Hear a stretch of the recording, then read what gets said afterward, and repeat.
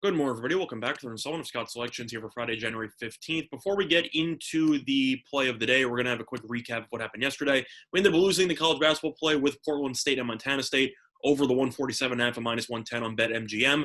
I said in the video I thought the line would climb all the way up to 150.5. It ended up climbing up to exactly 150.5, but that did not matter. So the three-point line move meant absolutely nothing as that game flew under the total. Pretty upsetting, but either way, happens. You can't win every line move you get in your favor. But I'd still like the read, and it just didn't pan out. But for Friday's play of the day, I didn't really like anything on the card. I know you have a lot of pretty obscure college basketball games, which is normally I'd say my favorite type of play to give out, but I really didn't like anything. NBA, not really a big fan of anything either. So for that reason, there is another event happening this weekend besides the NFL playoffs. That's going to be the first UFC card of 2021, and that will be UFC Fight Island 7, and there's going to be that card coming out on Saturday night. So for that reason, we're going to be doing our first UFC video of the year. I know that UFC last year in 2020 was very solid for us. I know that it didn't really end off as well over the last, I'd say, two cards or so, but overall still profitable in 2020, and hopefully that carries over into 2021. So I'm going to be doing what I normally do. I'll be giving out two separate picks, or usually I'll give out an array of picks, and I'll go through all of them in one video. So for that reason, we're going to be talking about a couple of fights in this matchup. There will be two plays on the card that I do like. Little bit of a smaller card than what you're normally accustomed to at the UFC, but either way, still happy that it's finally back after a couple weeks off. And for the first play, it's going to be a two-pick parlay in the UFC. It's going to be paying out a minus 116 at Bet Online. So we're going to be wagering 1.16 units here to win one unit. And it's going to be on two pretty hefty money lines here, but I still think that definitely makes sense based on how much of an advantage both those fighters have in their respective matchups. So the first fighter we're going to be talking about is going to be, of course, a guy who's well known from last year with his highlight reel knockout. It's going to be Buckley, and he's going to take on Di Chirico. And for this matchup here, I simply think that Buckley will get the job done on the money line. Looking at both fighters, Buckley kind of put his name on the map. He joined the UFC on short notice, losing to Kevin Holland. Holland turned out to be a potential title contender. And after that, he ended up having the thrilling spinning kick against Kasangane, which was the knockout of the year. And after that, he had another knockout win over Jordan Wright, who I do think is pretty underrated. And Buckley just simply possesses way too much power for Di Chirico to handle. If you look at Di Chirico, his last three fights, he's 0-3 in his last three. Lost to Holland by decision, lost to Muradov by decision, and lost to Cummings by decision. Simply put, I just think that they're grooving Buckley another win to try to boost up his hype. Buckley seems to have a pretty decent fan base now because he is must-watch television whenever he fights, and now he's going up against a guy on a three-fight losing streak, even though he's won each of his last two in thrilling fashion. Seems to me like Dana White and company are trying to pad his resume a little bit before giving him a much bigger fight.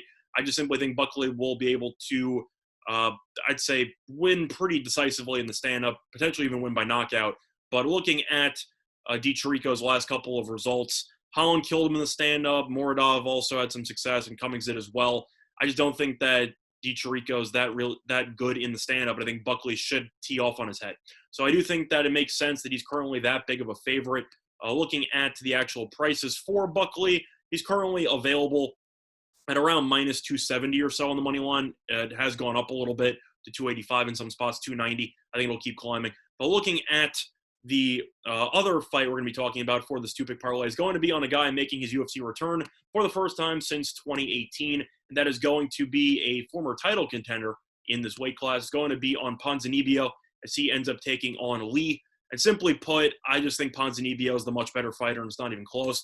I know some of you might be wondering, he hasn't fought since 2018. What's the story there? He had to have a couple of surgeries, had some medical complications, but he also ended up catching COVID, so he was supposed to return at some point last year, but that ended up not working out. Ponzinibbio was in the middle of a 7-fight win streak in the respective weight class, so I simply just think Ponzinibbio, who, assuming he's anywhere near the way that he was at the welterweight division before the injuries and everything like that, he's just so much better than Lee. I just think it's not even close. Looking at Ponzinibbio's results over the course of his career, just going through it, his last fight, I think, speaks for itself. He ended up knocking out Neil Magny. Neil Magny's definitely caught a bit of momentum over the last couple of years since that loss, but Magny is a very tough guy to finish. And the fact that Ponzinibbio was able to take him out, as Magny's only lost by knockout twice in his entire career, despite being in 31 fights. Ponzinibbio, I think, is just better in the stand-up. He's also a black belt in Brazilian Jiu-Jitsu.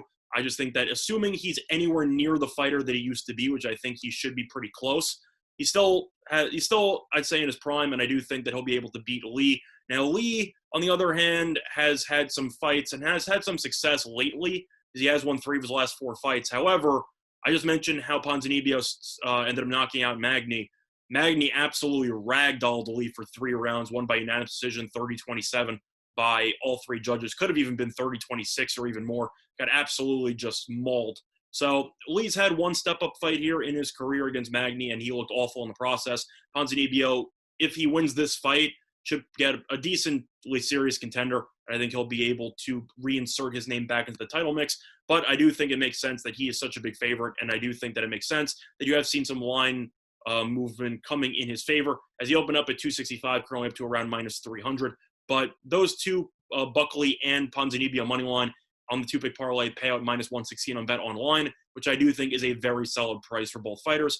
And last but not least, we're going to be talking about the second play, which will be on the main fight, the main event of the evening. It's going to be between, of course, the former champion Max Holloway as well as Calvin Kattar. And for this matchup here, you have seen a little bit of line movement towards Kattar as Holloway opened up at minus 185 down to around minus 160 if you shop around. However, I'll be going for an exact outcome here, which a lot of you know is my preferred method of betting on UFC. And it's going to be on Holloway to win by decision at plus 135 on Bet Online. And both those lines also, by the way, are available currently at the time recording of 2:26 a.m. Eastern Time. So a couple reasons why I like Holloway by decision. First of all, if you shop around and try to see fight to go the distance, mostly available in the minus 170 range. So even though it's 5 rounds, people expect this fight to go the distance. And even though Kattar had a very impressive show against Dan Ige in a main event in his last appearance, the issue I have with Kattar is that he might be a man on the rise, but he simply hasn't gone up against the greatest level of competition over the course of his career. Look at his results. He ended up I'll go through the last 5 fights he's been in. He beat Chris Fishgold. He beat Ricardo Lamas. He ended up losing to Zabit. Zabit has kind of gone AWOL a little bit, but Zabit is a serious contender in that weight class. Ended up knocking out Jeremy Stephens. Jeremy Stephens has, I believe, the most losses in the history of the UFC, or he's definitely in the top 5 in that category. Still a pretty entertaining fighter, Stephens, but definitely not exactly a big win or as big of a win as his name might indicate. And then he ended up beating Dan Ige. And Dan Ige, you have to wonder if he really deserved to be in that type of situation after the questionable victory against Barboza earlier last year. But looking at Kattar, he has been good, don't get me wrong, and he's a stand-up specialist. But you look at who he's gone up against, really not the greatest level of competition, because the last 2, I'd say, quality guys he's gone up against in Moicano and Zabit, he came up short and lost by decision in both those. Now, Holloway ends up entering this fight on a 2-fight losing streak as he ended up losing both times in title fights to Alexander Volkanovski.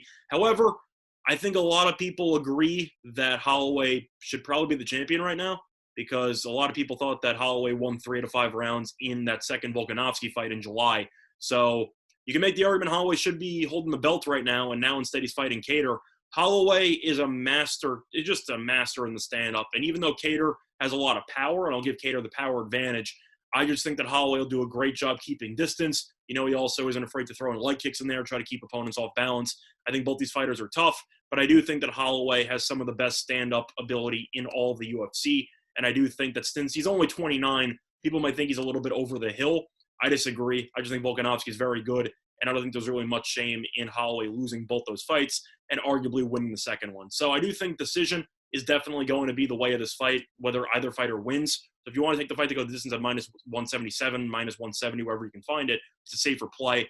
But Holloway to win by decision at plus 135 on Bet Online is definitely a good deal, and that's where I'm going to be putting my money. So once again, the 2 picks here on UFC Fight Island 7 is going to be on a 2-pick parlay. It's going to be Buckley moneyline and Ponzinibbio moneyline at minus 116 on Bet Online. And then the second play is going to be on Holloway by decision at plus 135 on Bet Online as well.